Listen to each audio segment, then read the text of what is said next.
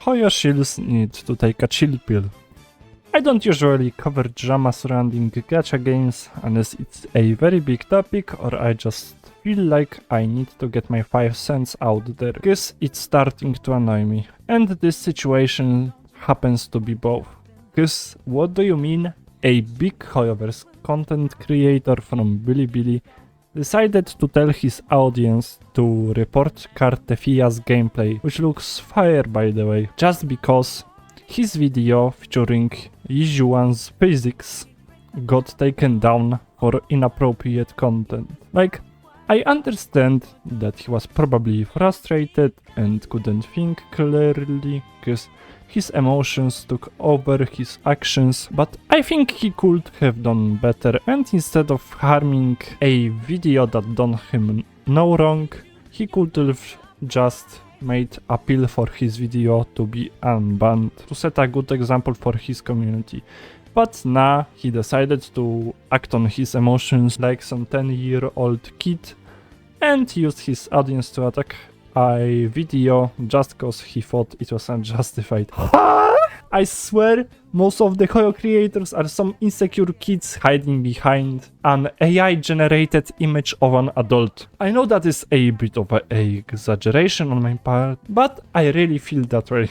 And I know that I'm probably sounding like a biggest robot right now, but trust me, I'm not. I play like 5 or 6 gacha games pretty much on the daily right now. So I am a pretty diverse guide that can give a non-biased opinion about other communities. And if I were to make a tier list out of the gacha fandoms that I ever interacted with, then no shock, the Genshin Impact would obviously be at the bottom. To the 10 normal people in GUI community, I am sorry, you deserve better than a community of Twitter ranters, devs that do absolute fucking minimum to keep the game going, and the biased content creators that need to be on their knees for Hoyoverse to keep their contracts. And returning to the WoA hate train, most of Wuthering Waves players were Genshin Impact players at some point, but because the game is handled so poorly, they decided to give Wuthering Waves a try. And unless you are some biased content creator who can't theory craft a good argument on why they don't like WoA, then you are most likely gonna prefer WoA in like 95% of cases.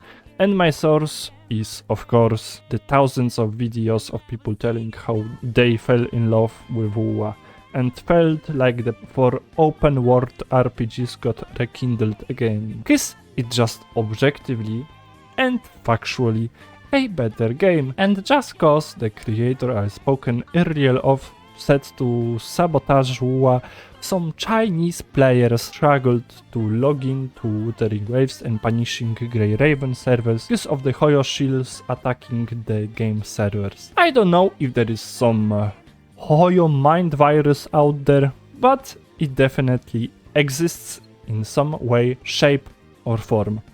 Because there is no way that such a large group of people is gonna defend a multi-billion-dollar company that sucks their wallets dry every 20 days and doesn't even care about them to implement meaningful changes and quality of life update. The supposed WoA fans are now even creating videos explaining how Zani blew every other DPS character out of the water, and that she basically relies on Phoebe to even do damage. And while I know that is a pretty valid and at times true concern, you can't deny that there is a free-to-play option of Spectro Rover. And while your damage might be slightly lower than if you had Phoebe, the point still stands that you don't need Phoebe in order to make Zani work. And if Zani plus Rover can still blow through 90% of content because of their strength, then do you really need Phoebe?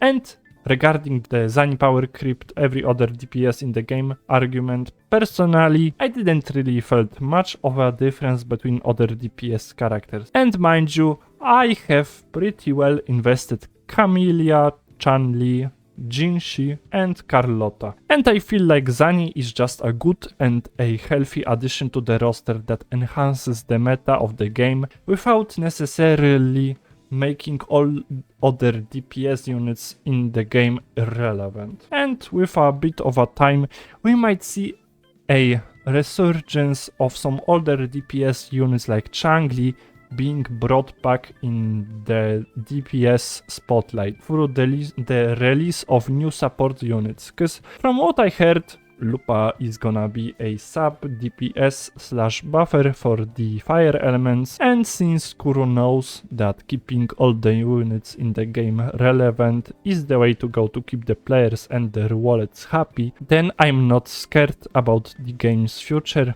because they indirectly buff all their units through the release of new echo variants, and now they probably wanna keep them relevant through giving them new good partners. The only issue I see is that we could use a 4-star character in the game, since the last one was Lumi, I believe. That was added back in like version 1.4, so like 7-6 months ago.